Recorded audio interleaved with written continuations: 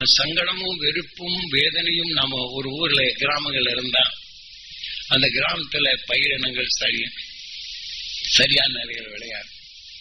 அந்த ஊர்ல இருக்கக்கூடிய ஜனங்களுக்கு அடிக்கடி நோய் என்ற நிலை வரும் பார்க்கலாம். இந்த உணர்வின் தன்மை எடுக்கும்போது அந்த உணர்வுகள் அங்க அதிகமாக பதிவாகி நடந்தா அந்த அலைகள் குவியும். இந்த உணர்வு எடுத்து மழை வராது தடுக்கும். பக்கத்து ஊர்ல மழை பெய்யும், எங்க மழை பெய்யாது. இதெல்லாம் மனிதன் முழுமையான பின் உணர்வு அலையும் போது எந்த நீரின் சக்தி நாம் எடுத்தோமோ அதன் விஷத்தின் தன்மை கொண்டிருக்கும் போது தண்ணிக்கு தண்ணியை விஷத்தன்மையை மாற்றும். கடலை பாருங்க, இந்த அழுக்கு தண்ணி உப்பு தன்மை ரெண்டும் பிரிச்சு காட்டும். வெகு நேரம் கலக்கிறது. இதெல்லாம் ஒவ்வொரு இடங்களையும் ஒரு நல்ல தண்ணி உப்பு தண்ணி கொஞ்சம் ஊற்றி பாருங்க, இது கலக்கிறதுக்கு கொஞ்சம் நேரம் ஆகும். இன்னைக்கு ஆத்தினாதான் கலக்கும். இல்லாமதான் இதே மாதிரி ஒவ்வொரு உணர்வுகளும் ஒன்றோட கலக்கு. அந்த இயற்கை நீதிகளை நாம இல்லாம நீங்க தெரிந்து கொள்ளணும். தெரியாம எதுவுமே செய்ய முடியாது.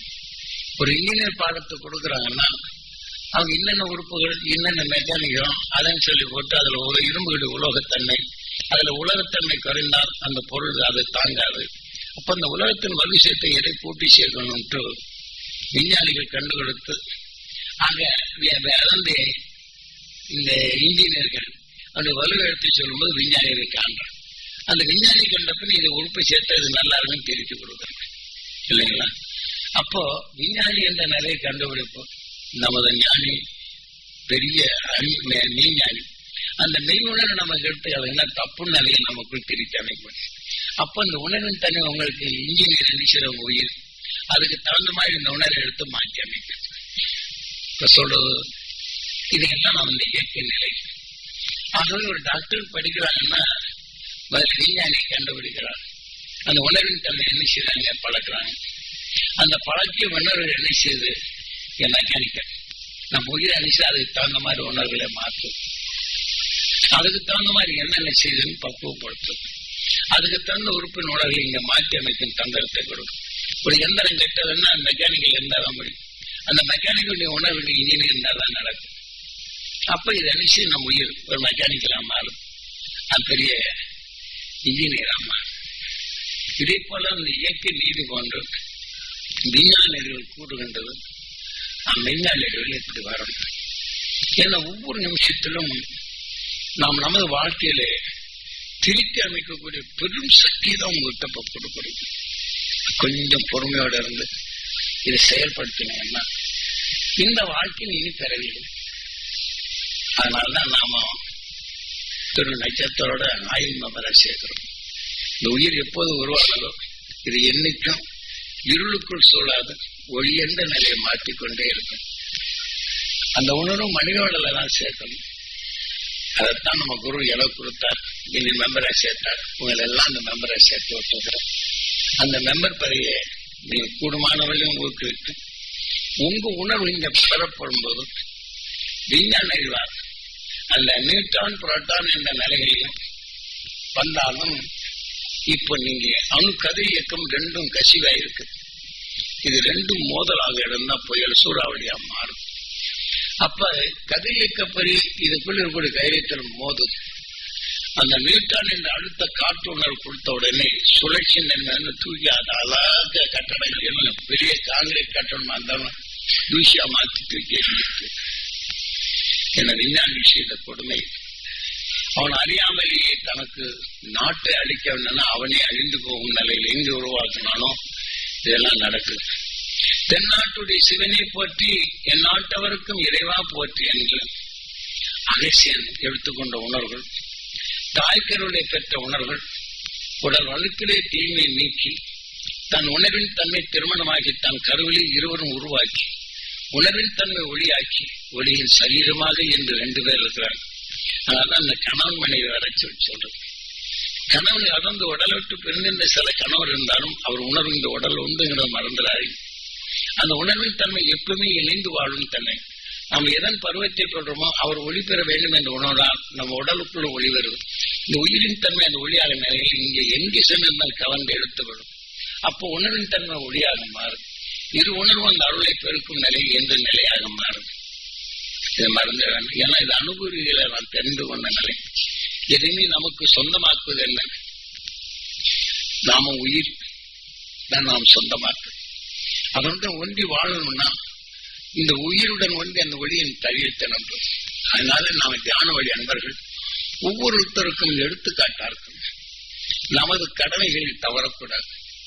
அருள் என்ற உணர்வை நாம் கொடுத்து நம் கடமை நம் உடல் உள்ள நல்ல அணுக்களுக்கு துருவ நட்சத்திரத்தை உணர்வு குரு வழியில் நாம் பாய்ச்சி அது ஒரு கடமையாக அமைந்து அந்த அருளியாக மாற்றும் இந்த உணர்வு பெறும். இந்த உடல் நமக்கு சொந்தம் அல்ல, இந்த உயிர் தான் சொந்தம். அவன் உணர்வை நமக்குள் எல்லாமே ஒளியாக மாற்ற தரிசு கோடி. இதை எடுத்து நமக்குள் எல்லாவற்றையும் கோடிங்கிறது ஒன்னாது. என்ன லட்சம், அந்த லட்சம், இந்த லட்சம்ங்கிற போது மாறும். 1, 2, 3 என்ற நிலை வருது. பல லட்சம் என்ற நிலை வருது. எல்லாம் சேர்த்து ஒன்றாகும் கோடி. எவ்வளவு அழகா ராமாயணத்துல கொடுத்திருக்காங்க. அதனால நாம் இதெல்லாம் அடுத்தடுத்து இதனுடைய உணர்வுகளை நீங்கள் வளர்த்து நாம் அனைவரும் எல்லாமே அந்த துருவ நட்சத்திரத்தின் ஈர்ப்பு ஆயுள் மெம்பராக சேர்த்து அதோடு சேர்த்து உணர்வின் தன்மை ஒன்றாக இணைந்து இந்த வரும் விஷ உணர்வுகளை நீங்க இடும் மூச்சலைகள் தான் நாளைக்கு வரும் விஞ்ஞான அறிவிலிருந்து நீங்க காக்கப்பட வேண்டும். எப்படி இந்த நியூட்ரான் என்ற நிலைகள் மற்றதை விரட்டுதோ இதே போல அருள் உணர்வை நீங்கள் பிறட்டி நம்ம ஒரு ஊர்ல கிராமத்துல இருக்கிறோம்னா இது உணர்வுகள் ஏதாவது இந்த மாதிரி சொல்லும். இல்ல கொள்ளை நோயோ சில பிரளயங்களோ பல நிலைகள் தான் போய் தியானம் ஆயிடும். இந்த உணர்வை பரப்பும். இந்த உணர்வு நாட்கள் மாறும். சில ஊர்களில் சில வெள்ளாமைகள் ரொம்ப மோசமாகுது. அந்த துருவ நட்சத்திரத்தின் பேரோடு எல்லாரும் கூட்டியானும் இந்த பயிரினங்களை படரணும். இதுல உருவாகும் அணுக்கள் அந்த தாவரத்தை வளர்க்கும் அணுத்தன்மை அடையும். ஏன்னா காற்றிலிருந்து விஷத்தின் தன்மை நுகர்ந்து அது அணுவாகி அதை சாப்பிடும். ஆனா அதே சமயத்துல இது நாம் எடுக்கும் உணர்வு கொண்டு அந்த விஷத்தன்மை தன்மை எடுத்தாலும் இதை காத்திருந்து வெளிப்புறம் இந்த சிறிய சத்தை நுகர்ந்து அந்த உணர்வின் மலத்தை இடும்போது அது உரைச்சத்தா மாறி செடியும் வளரும், அந்த அணுவும் வளரும் சொல்லுவது. அப்ப நல்ல அணுக்களாக மாற்றும் போது மூச்சாலை வந்து கவலையா சஞ்சலமா செடிகிட்ட போய் நின்று பாருங்க, தண்ணி ஊற்றி பாருங்க, செடி கரியும். அதனால இதை போன்ற நிலைகளை நாமும் ஊரை காக்க வேண்டும், நம்மை காக்க வேண்டும், நம் குடும்பத்தை காக்க வேண்டும். நம் குடும்பத்தை காட்டால்தான் நம் ஊரவை காக்க முடியும். ஆகவே இதை போல நாம் ஒவ்வொருத்தரும், ஏனென்றால் இதுக்கு முன்னாடி செய்து கொண்ட உணர்வுகள் நம்ம அறியாம வளர்ந்திருக்கு. அதை கொஞ்சம் கொஞ்சமா அந்த துருவ நட்சத்திரத்தின் பேரும் கோபம் வரும்போது, சங்கடம் வரும்போது, பயம் வரும்போது, வெறுப்பு வரும்போதெல்லாம் ஈஸ்வரன் நினைவு அதை நினைச்சு அந்த துருவ நட்சத்திரத்தின் பேரணும் பெறணும் என் உடம்புள்ள போகணும். கண்ணின் நினைவு இங்க உடலுக்குள்ள அந்த ஜீவ அணுக்களும் ஜீவான்மாக்களும் பெறணும். இந்த பரிசீத நிலையில் அந்த நூல் இந்த வித்திருப்பான இதுல சேர்த்து மாற்றிக்கிட்டே இருக்கு. அந்த வித்தோடு சேர்த்து அந்த தீமையில உணர்வு எடுக்க தவறி இந்த உணர்வின் தன்மை நாம் ரத்தத்தை கலந்து அந்த உயர்ந்த சக்தியா மாற்றம். நம்ம சொத்து எது? இது அழியா சொத்து. இந்த உடலே அழியிற சொத்து. இந்த உடலால் சேர்த்த சொத்தும் அழிகிறது. அதனால அந்த செல்வத்தை பாதுகாக்கணும் ஞானம் தேவை. தேடி செல்வம் இருக்குது. ஞானம் இழந்த அனுஷியம் கஷ்டப்பட்டோம், சம்பாதிச்சோம். அதுல ஞானத்தை இழந்துட்டோம் நெசி வேதனை என்றவர். அப்ப அந்த செல்வத்தை நாம நெசி சிந்திக்கும் தன்மை இழக்கு. சிந்திக்கும் தன்மை என்ன? அந்த செல்வத்தை நம்மளால் பாதுகாக்க முடியும் சொல்றது உங்களுக்கு. அப்ப அந்த ஞானத்தை வைத்து செல்வத்தையும் காக்க வேண்டும். அதே சமயத்தில் நம்ம உடல் அழியா அருஞான செல்வத்தை உயர்த்த வேண்டும். அருள் உணர்வை நமக்குள் ஒளியாக்கணும். அது இருளின்ற நிலைகள் அகற்றணும். நம்ம அந்த ஆயுள்கால மெம்பர் எப்படி அகேஷன் சில நிலைகள்லாம் தீவில் நீக்கலாமோ இதே போல நம் வாழ்நாளில் அணு இயக்கத்தை அறிந்து தீமை என்ற நிலைகளை அதை பெருக்காது, அது சிறுத்து அருள் உணர்வை பெருக்கி அதை அடக்கி உணர்வு ஒளியாக மாற்றி சுவையா மாற்றம் சொல்றது உங்களுக்கு அர்த்தாச்சுங்களா? இதெல்லாம் செய்ய முடியும். கொஞ்சம் பொறுமையா இருந்தா செய்யலாம். ஏன்னா அந்த உணர்வு என்ற நிலை வரப்போது அந்த இயக்கத்துக்கு நாம் அடிமையாக கூடாது. அருள் என்ற உணர்வை நமக்குள் சேர்த்து அதை நமக்குள் இணைத்து நமக்குள் பக்குவம் நம்முடன் இணைந்து வாழும் உணர்வாக நம்ம உடல வளரும். இல்லைன்னா அவங்க உணர்வு நம்ம இயக்க அவங்க வழிக்க நாம் சென்று நாம் நல்ல குணத்தை அறணும். அதனால நாம் எல்லாம் இன்னைக்கு துருவ நட்சத்திரத்தில் ஈர்ப்போட்டத்தில் இருக்கிறோம். அந்த அருள் உணர்வு பெறணும். இனி இந்த வாழ்க்கையிலே இந்த உலகிற்கு இந்த அன்று அகசியன் பூமியை திருப்பி வச்சான். அதே போல நாம் இந்த உணர்வின் தன்மை, இந்த அகர்ஷண உணர்வை நமக்குள் எடுப்போம். இந்த தீமை என்ற விஞ்ஞான உலகில் வரப்படும் போது அதை திருப்பி மாற்றி புது உணர்வின் திசையாக மாற்றுவோம். அதன் வழி நாம் இன்னைக்கு இந்த பிரபஞ்சத்தை விட்டு சூரியன் அழிந்தாலும் இந்த அகண்ட அண்டத்துக்குள் நாம் செல்வோம். அந்த அகண்ட அண்டத்தையும் சில வேலைகளை மாற்றலாம். ஆக அந்த அளவுக்கு நாம மிருக நிலையிலிருந்து இந்த உயிர் மனிதனானதும் முழு முதல் கடவுள் என்ற நிலை நாம் சந்தர்ப்பத்தை ஏற்படுத்தியது. நல்ல சந்தர்ப்பத்தை நமக்கு உருவாக்கி நல்லதை நமக்கு உருவாக்கும் தன்மையோடு ஒரு செடியின் தன்மையிலே நாம் என்ன செய்யறோம், எதை சேர்க்கிறோமோ அதன் உணர்வைத்தான் அதை எடுக்குது. அதனால் அதே போல நமக்குள் இந்த உயிரின் உணர்வுகளை கொண்டை சேர்த்து அந்த உணர்வின் தன்மையை நாம் மாற்றி கொண்டு வரணும். அதனால கோவை மக்கள் இப்போ தெளிந்த நிலைக்கு வந்தாச்சு. நாம் எல்லாம் அந்த கோவையவே சில அச்சத்திலிருந்து நீக்கணும். ஆக மதம், மதவேதம், எனவேதம், மொழிமேதம் என்ற நிறைய அரசு வாழ்க்கை நமக்குள் கடவுள், எல்லா உயிரும் கடவுள். அது எல்லாம் நல்ல, அதாவது உடலும் கோயில். அந்த கோயிலுக்குள் அசுத்தம் சேராது. நமக்கு அருள் என்ற உணர்வை படர செய்து மகிழ்ச்சி என்ற உணர்வை ஊட்டுவதே நம்முடைய வேலையா இருக்கணும். ஆக அவங்க உணர்வை நமக்குள் சேர்க்கக்கூடாது. நமக்குள் இந்த உடலான கோயில் அருஞானத்தை பொருத்தி நமக்குள் இந்த கோயிலை எப்பவுமே மகிழ்ச்சி என்ற உணர்வு. ஒரு கோயிலுக்கு போனோம்னா சில என்ன செய்வாங்க, நல்ல குணங்களை பற்றி எனக்கும் சந்தோஷமா இருப்பாங்க. வீட்டுல கஷ்டமா இருந்து சாமியை பார்த்தோன்னு அதை விட்டுருவாங்க, அழுதுகிட்டே போவாங்க. அப்ப நான் அசுத்தப்படுத்தலாம். ஆசையினோட உடலுக்கு வருவது அனைவரும் நலம் பெற வேண்டும் என்றால் எல்லாரும் நலம் வேண்டும், மகிழ்ச்சியா இருக்கு.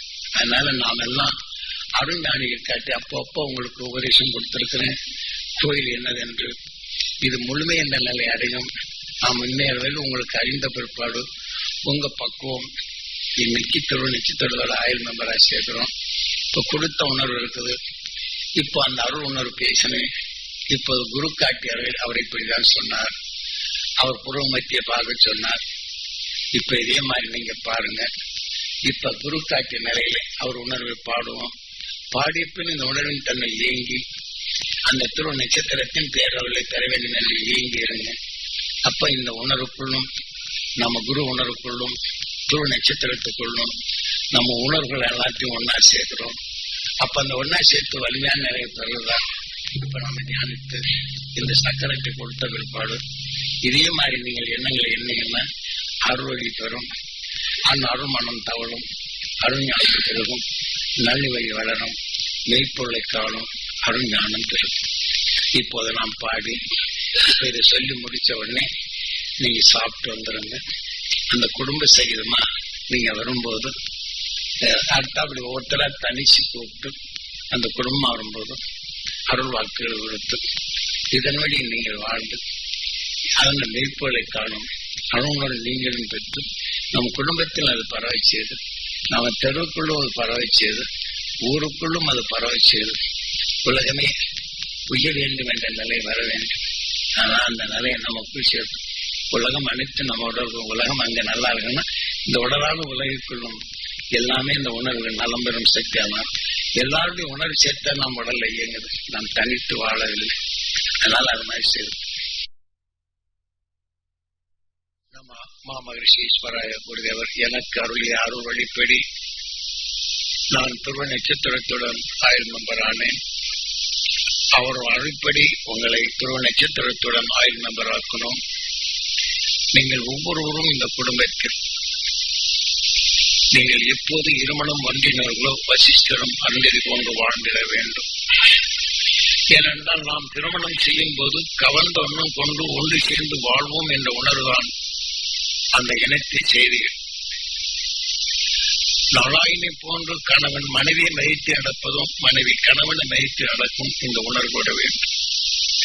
நம்மை அறியாத தீமைகள் வறுமை என்றால் ஈஸ்வரா என்று அந்த துருவ நட்சத்திர உணர்வை நமக்குள் பெருக்கி குரு அருளார் நமக்குள் பகமை உணர்வு வராது மாற்றி அருள்வழியை கூட்டி நமக்குள் இருள் புகாது தடுத்து நம் உணவினை ஒவ்வொரு நிமிடத்திலும் அருள் பாதையில் அருள் வழியில் அழைத்துச் செல்லும் அணுக்களாக நமக்குள் உருவாக்குதல் வேண்டும்.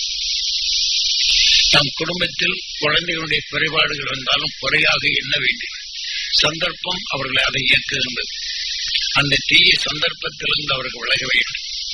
மெய்ப்பொருள் காணும் மெய்ஞானிகளாக வேண்டும். அகப்பொருள் அறிந்து அளந்துணர்ந்து அறிந்துணர்ந்து செயல்படும் ஞானியாக வேண்டும் என்று உங்கள் குழந்தைகளை இவ்வாறு உங்களில் விளைந்தது ஓம் நம சிவாய, சிவாய நம ஓம். இந்த உணர்வின் தன்மை அவங்க உடலிலே பாய்ச்சு.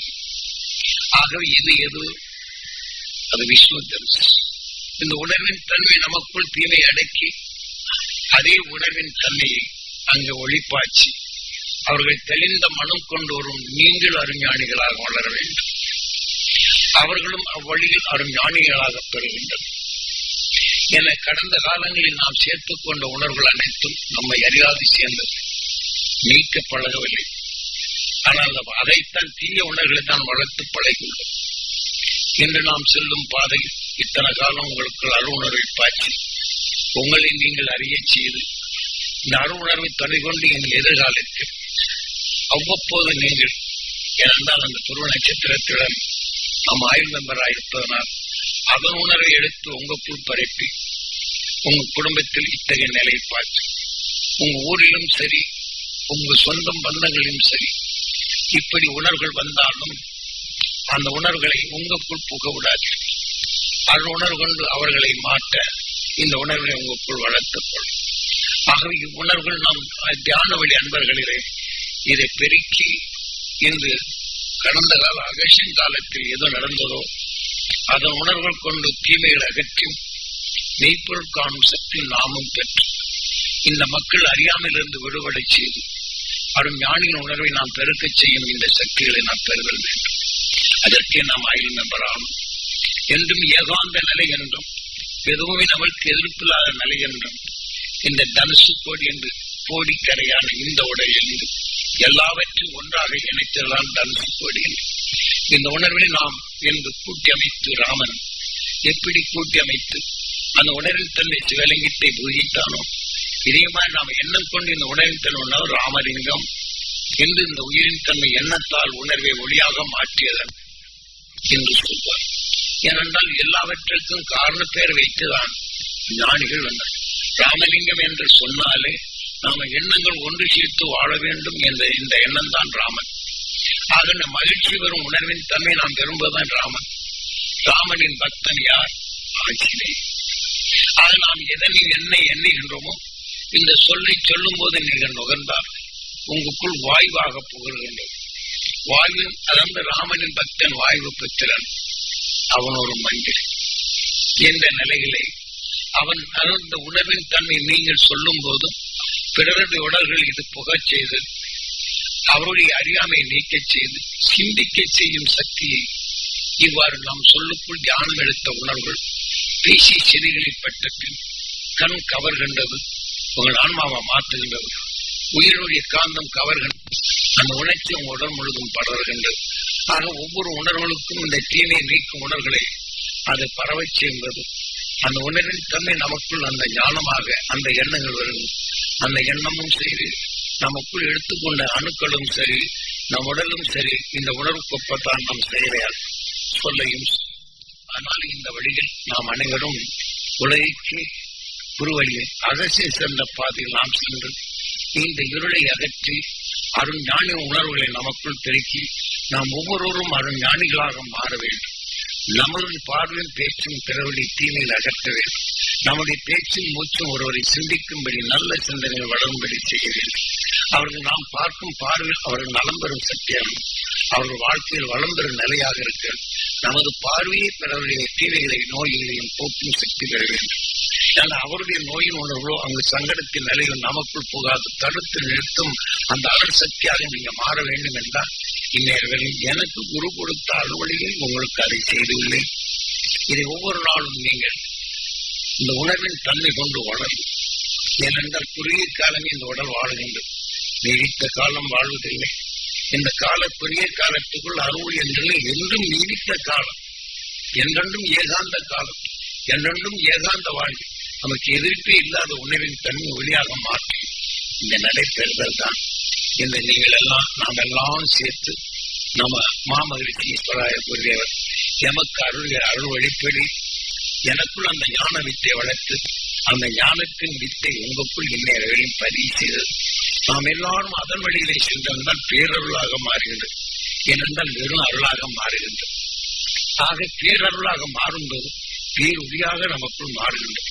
ஆக பேரொழி என்ற நிலை என்பது பேர் இருளையும் மாற்றும் சக்தி வரும்.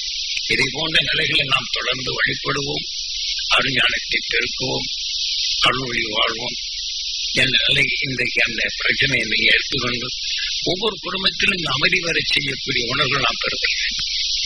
ஒவ்வொரு தெருவழியும் அமைதி வரை செய்யும். நாம் சொல்லி அல்ல, நம்ம ஏதாவது மூச்சு உணர்வை பொருள் நட்சத்திரத்தின் பேரொழும் பெறணும். நாம் ஆன்மா சுத்தப்படுத்தி இந்த உணர்வுகளை பரப்ப செய்யும். அது நமக்குள் பேருண்மையை நிலையை நாம் உணரலாம். இந்த உடலுக்கு பின் எது கொண்டு வரும்? அந்த அருளுடைய நாம் அங்கே செல்கிறோம்.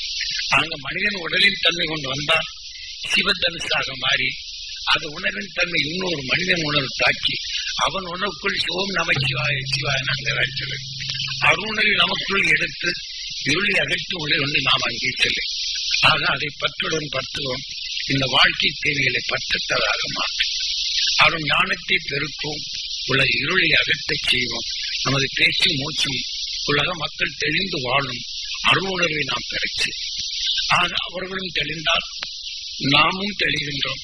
நமக்குள் இருள் என்ற நிலையில் வராத தடுப்பவும் பெரும் ஆயுதமாக மாறுகின்றோம். அதுவும் நாம் இதை செய்வோம். நாம் என்ன செய்தால் நல்லதை செய்த மாதிரி நமக்குள் இருள் சொல்லாத நிலையில் தடுத்து பழக வேண்டும். அவ்வூரான எத்தனை பேர் காற்றுல வருவது, தூசியில் வருவது இருந்தாலும் அதை நுகர்ந்து விட்டு அந்த மயக்க வரும். ஆனால் நான் இங்க வேற ஒண்ணு ஒரு நாத்தம் வருதுன்னு வச்சு அந்த நாத்தத்தை பக்கம் நின்றுட்டு நீ நாட்டோட அந்த மகிழ்ச்சியில் அசக்தி பெறணும். என்னங்க ஒரு நாத்தமே தெரியாது. நீங்க கொஞ்சம் கவலைப்பட்டு பாருங்க, நீங்க உங்களுக்கு தெரியாம இருந்தாலும் நாத்தம் வரும். பின்னாடி இருக்கிறவங்க முன்னாடி பார்த்தாலும் கூட இந்த உணர்வு எடுத்து அந்த நாத்தம் நமக்குள்ள வராது. ஆனா நீங்க சங்கடமா இருக்கும்போது பாருங்க, உங்களுக்கு தெரியாம இருந்த நாத்தம் தெரியும் பார்ப்பாங்க, நாத்தம் வரும். ஆக அதை மறக்குது, இதை இருக்கு. இதை போன்ற நிலைகள் எல்லாம் இருந்த நாம் உலகிற்கு நாம் எடுத்துக்காட்டு நிலை நம்ம குருநாதர் காட்டிய அருணறிகளை நமக்குள் பேணி காத்து நம்ம குடும்பத்தில் அந்த நிலை பெய்து இதற்கு முன்னாடி நாம அதாவது அறியாத சேர்ந்த நிலை அதனுடைய நிலையை நம்ம இயக்கி செய்தாலும் அதை தடுத்து பழக வேண்டும். ஏனென்றால் ஒரு பொருள் கெட்டு போச்சுன்னா அது மறுபடியும் நாம திருத்தி செய்யணும். இந்த கட்டத்தில் குறையானா அதை நிறுத்தி நாம செயல்படும். ஒரு செடியின் தன்மை அது வளர்ச்சி கொண்டினால் அதற்கு என்ன பக்குவம் வேண்டும் என்று வளர்க்க செய்யும். இதை போல நாம் ஒவ்வொன்றையும் நம் வாழ்க்கையில் நாம் இப்படி செய்தனே இப்படி இருந்தனே என்று மறந்துவிடும். இனி நாம் எப்படி இருக்க வேண்டும்? நல்ல உணர்வுகள் வளர்க்க வேண்டும். அருள் உணர்வை நமக்குள் பெற வேண்டும். இருள் அகற்றும் அருசக்தி வேணும். நம் குருவார்களால் அந்த மெய்ப்பொருளை காணும் நிலையும் நமக்குள் வளர வேண்டும். அனைவரும் இந்த மெய்ப்பொருள் கண்டு அவர் வாழ்க்கையில் மகிழும் சக்தி பெறும். இது உங்களுக்கு சொந்தமாக்கும். ஆனால் பேரானந்த நிலை இது அழியா செல்வமாகும். இப்ப இந்த நிலை செல்லும்போது நீங்க தேடி செல்லும் அதை நீக்கும். சங்கடம் என்று வெறுப்பு என்று வரப்போவது தேடி செல்லியை பாதுகாக்கும் நிலையை அழைக்கப்படும். என இப்படி பேசினால் உணர்வின் தன்மை சிந்தனை இருந்தால் நம்ம செயலில் காரியங்களும் தடைப்படும். ஆனா அதே தடையினாலும் இந்த செல்வத்தை நாம் செலவழிக்கலாம் முடியும், அது வளர்க்க முடியாது போகும். ஆனா இதை போன்ற நிலைகள் எல்லாம் நாம் விழுந்து நமது உணர்வுகள் என்றும் அருள் உணர்வோடு நாம் வாழ்தல் வேண்டும். நம் மூச்சின் பேச்சு நாம சாதாரணமானதில்ல. இதை நீங்க இடக்கூடிய மூச்சுகள் அனைத்தும் இங்கே பரவும். உங்க வீட்டிலையும் பரவும், உங்க ஊரிலையும் பரவும், உங்க தெருவிலையும் பரவும். ஆக இந்த உணர்வுகள் பரவ செய்ய விஞ்ஞான அறிவில் வந்த எலக்ட்ரான் என்ற உணர்வுகளை ஆக இயற்கையில் வளைந்த அதாவது சூரியன் ஒளிக்கதிர்களில் இப்போது எலக்ட்ரான் என்ற நிலைகளை மாற்றி அமைத்து அதே உணர்வை நம்ம திரைகளில் பார்க்க செய்து அந்த எலக்ட்ரான் என்ற உணர்ச்சியில் நம்ம இயக்க செய்து இதனை நாம வெளியே செய்து அது இயற்கையில் விளைந்த உணர்வின் தன்மை மாற்றி செயற்கை விளைந்த உணர்வுகள் அதை நாம இயக்கமடி செய்யணும். இப்ப நாம மிளகாய் வளர்க்கிறோம்னா அந்த நெடி வருது செயல், அந்த உணர்வின் தன்மை ஆனது நம்மளுக்கு தொல்லை வருகின்றது. ஆகவே மனிதன் நாம் மகிழ்ச்சி வரும் திரைக்கரைகளை காட்டினாலும் அந்த உணர்வு விசித்தன்மையுடன் கலந்து உணர்வை நாம் நுகர்கிறோம். அருணர்வு பெற்ற அந்த அருஞானி உணர்வை நாம் பெற்று எத்தகைய நிறைய திரைப்பட நிலைகளோ மற்ற நிலைகளோ நாம் பார்த்தாலும் நாடாக்கள் பாட்டு அந்த உணர்ச்சிகள் நம்ம இயக்கினாலும் விசித்தன்மை கொண்ட உணர்ச்சிகளை தோன்றும் உணர்வு அலைகளை பரப்பி அது நுகரப்படும் அந்த உணர்ச்சி இயக்கிறது. மனிதனுக்குள் மகிழ்ச்சி பெறும் உணர்வின் தன்மை தனித்தன்மை வாய்ந்து செறிகள் வரப்போகும்போது தசைகளின் அணுக்களின் உணர்வு தசைகளுக்கு சேரும். ஆக விஞ்ஞான அறிவின் தன்மை கொண்டு விசித்தன்மையில் தான் மகிழ்ச்சி ஆனாலும் விசித்துடன் கலந்து கொண்ட உணர்வுகள் அந்த உணர்வுகளே நம் உணர்வுகளின் விஷயத்தின் தன்மை பெருக்க உதவுகின்றது. ஆனால் விஞ்ஞான உலகில் வாழ்றோம், இப்படி நம்ம கேட்காமல் இருக்க முடியாது. உணர்வுகள் படர்ந்தும் உள்ளது, அதன் வழி வரப்படும் அந்த உணர்ச்சியில் நம்ம இயக்குகின்றது. ஆனாலும் இதை நம்ம இயக்காத நிறைய அருளொளி என்ற உணர்வை நம் குரு காட்டிய அருளொளியில் அந்த துருவ நட்சத்திரத்தின் பேரருளை எப்போதுமே நமக்குள் நினைக்கும் போது கிடைக்கும். டிவி அறைகளை நாம் எப்படி ஒளிபரப்பு செய்கிறோம், எந்த ஸ்டேஷன் வைக்கிறோம், அதே மாதிரி ஒரு ஸ்டேஷன் அழுத்தம் அதிகமாகி விஷத்தன்மை கொண்ட நேரங்கள் அடுத்த ஸ்டேஷனுக்கு ஒளிபரப்பான இப்ப இந்த யுத்த காலங்கள் என்ன செய்வாங்க, அடுத்தது சொல்றது கேட்காதபடி எதிர்நிலையான ஆலைகளை தூவி விட்டுறாங்க. இவங்க எந்த வகையான கரம் வைக்க முடியாது. யுத்த செய்திகளை கேட்கறது, அதாவது டிரான்சாக்சன் யுத்த காலங்களில் சில இதுகளை எடுத்து அவனுடைய நிலைகள் தெளிவாக தெரிந்து அவன் நிலையில வர்றான் அப்படின்னு சொன்னா இது எதிர்மறையான அலைகளை காட்டி இதற்கு எதிர்மறையான அலைகளை காட்டுறான். அவன் இந்த செய்தி தப்பா மாற்றி கொடுங்க போகிறான். ஆக இதே போல விஞ்ஞான அறிவால் உலகை காக்க என்று அல்ல, அவன் தன்னை காக்க தன்னை நாட்டை காக்க இப்படி பிழை கொண்ட உணர்வுகளை தான் என்று செய்கின்றோம். ஆகவே இப்போது நாம் உலக மக்களின் உணர்வுகளை நாம் எடுத்துக்கொண்டாலும் நமக்குள் வீரிய உணர்வுகள் தன்மை இருந்தாலும் நாம் நல்லது எண்ணும் போது இதனுடைய அழுத்தம் நல்ல குணங்களை சிந்திக்கும்படி செய்வதோ நல்ல குணங்களை செயல்படுத்த நிலை இல்லாது போகும்.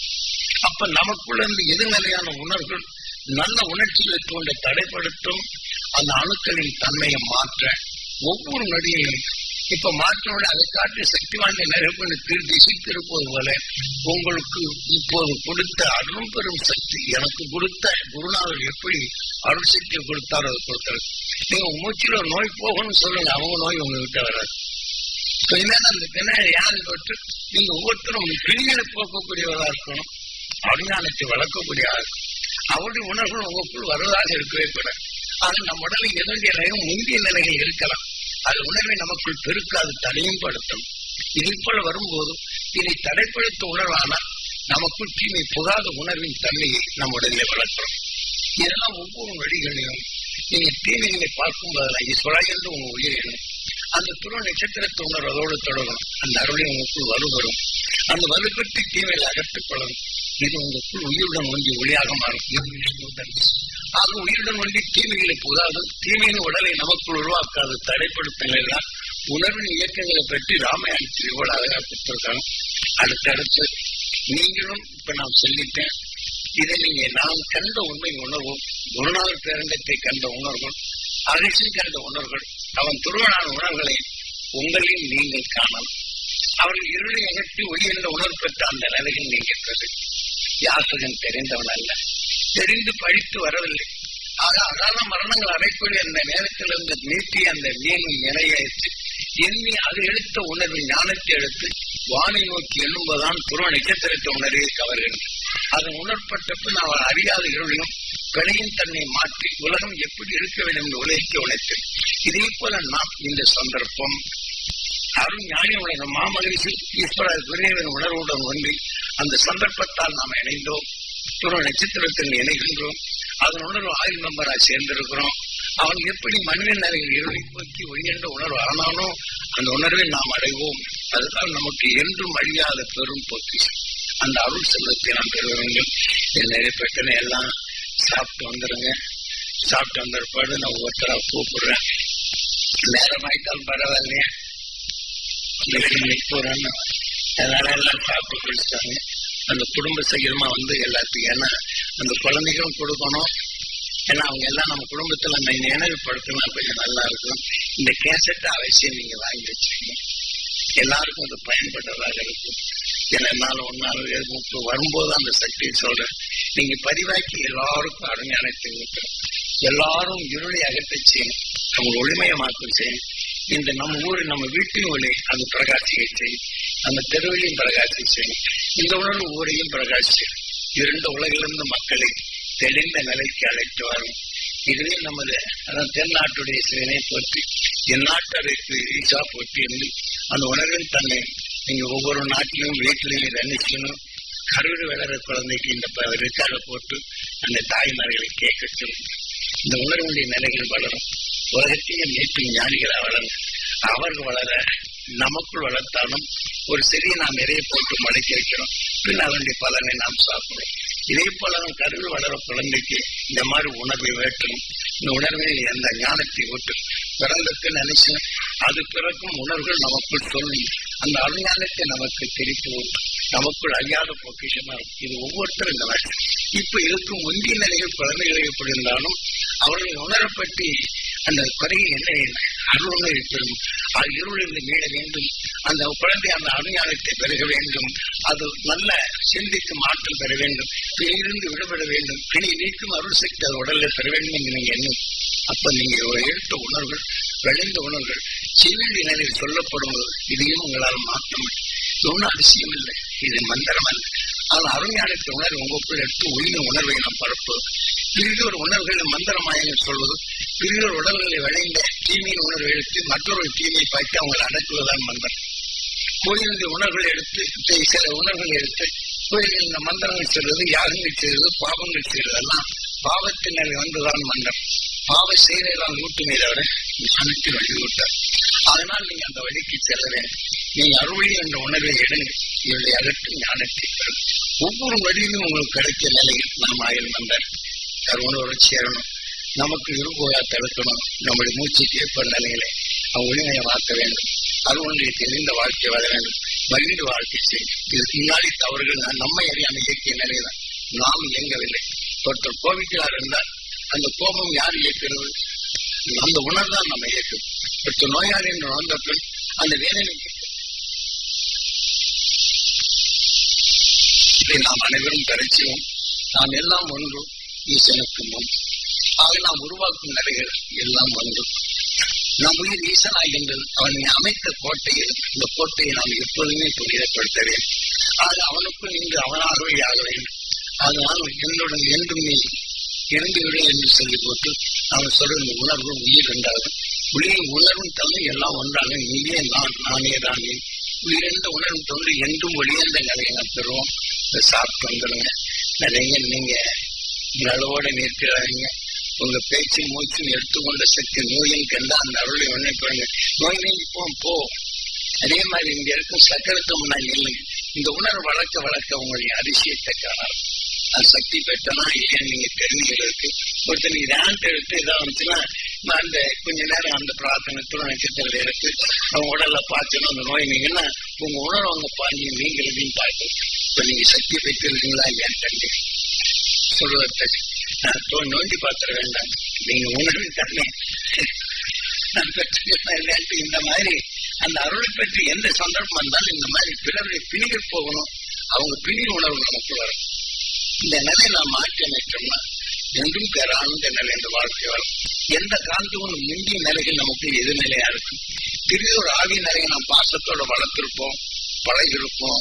அந்த மாதிரி பாசத்தால் நினைச்சு அவங்க உணர்வு நமக்குள்ள அந்த ஆன்மா வந்திருக்கும்.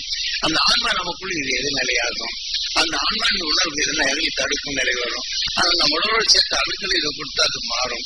ஆனா இது தடுக்கும் போது நல்லானது கிடைக்காம இருக்கும். இருந்தாலும் அந்த துணை நட்சத்திரத்தின் பேரலும் இந்த தடுக்க என்பது என் உடல் உள்ள அந்த ஆன்மா அந்த மனுஷன் அருளை பெற வேண்டும். அது பிறகில்லா நிலை அடைய வேண்டும். பேரலை பெறும் அது சக்தி பெறும். கண்ணில் எனக்கு கொஞ்சம் என்ன போட்டிக்கிட்டே வரும். இந்த ஆவி பிடிச்சவங்களுக்கு அந்த பிரிவோட ஆவியில இது மாதிரி என்ன அவங்களை சொல்லி ஞாபகப்படுத்தும். இதே மாதிரி உடல்ல இந்த மாதிரி செய்யும். நாம் எல்லாரும் மனிதன் ஆறாவது காட்டுகையா தெரிந்த உணர்வு கொண்டு நாம் இருளை நீக்கப்படணும். விலைக்கு எடுத்து காட்டும். உடலை நிச்சய ஆசைதான் பக்தி என்ற நிலை காட்டிவிட்டார். உலக இச்சையின் உடல் நிச்சய ஆசைதான் அரசும் காட்டிய வழிகள் கொண்டு அவர்கள் செய்துவிட்டார். ஆனால் அது காலத்தால் மறப்போம். ஞானத்தால் இதை வளர்ப்போம். ஆக மதிகொண்டு விதியை வெல்வோம். ஆக விதியை நமக்கு இருளை சூழ்நிலை விதி. ஆனால் அந்த மதி என்ற நிலை, ஆனால் மதி என்று அது அறிவு. ஆகமத்தில் நமக்கு அறிவா கொடுப்பது நம் உயிர் மதி. ஆக மதி கொண்டு விதியை மற்ற வென்ற அருள் வழி. அந்த உணர்வின் தன்மை கொண்டு நாம் மதியை நாம் வளர்ப்போம். இந்த இருளை அகற்ற வேண்டும். தேர்ந்தெடுத்து அனைவரும் கிடைச்சி முதல்ல நம்ம குடும்பத்தில் எது வந்தாலும் மாற்றி அமைத்துப்பார். நல்லா இருக்கு. அதை நீங்க பெறுங்க. இன்று ஏதாவது மீண்டும் உலக நிலையில் எதென்றாலும் இந்த அகசியம் உணர்வுதான் இந்த உலகை மீண்டும் இருளென்று மேற்கும் இது நிச்சயம். அதனால்தான் டைப்பில் இருந்து சில இதுகள் இருந்து பிரான்ஸ் அறிஞர் சொன்னார் என்றால் அதிலே சில முக்கியத்துவம் உண்டு. நம்ம பொருளாதாரத்துக்கு அதில் பங்கும் உண்டு. ஆனால் இதை நாம் எடுத்து பெருமைப்பட வேண்டியதில்லை. உணவின் தன்மை நீங்கள் அறிந்து கொள்ளும் நிலையும் வரும். ஆக இதை போல எத்தனை ஞானத்தினர் இருந்து கூடுகட்டு கூடு வாய்ந்தால் நமது குருநாதர் தெளிந்த மனம் கொண்டு கடைசி நிலையான ஈஸ்வரர் என்ற உணர்வின் தன்மை கொண்டும் அனைத்து உடனயமாக்கும் உணர்வின் தன்மை பெற்றவர் அந்த அருளை பாற்றினார். அனைத்தும் உங்களை அவர் அருளை கொண்டு அந்த பேரருளை பெற்றும் அந்த பேரலை கொண்டு நீங்களும் பேரலை பெற வேண்டும். நாம் மாமகிழ்ச்சி ஈஸ்வராயர் பெரியவரே அவர் உணர்வு எனக்கு காட்டிய அறுவழியில் உங்களுக்கும் நாம் எல்லோரும் அந்த அங்கத்தினால சேர்ந்திருக்கிறோம்.